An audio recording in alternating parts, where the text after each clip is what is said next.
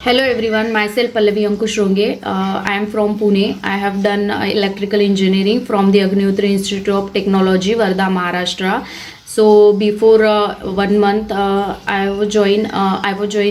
Evision Technoserve. So Evision Technoserve is an IT recruitment and consulting company.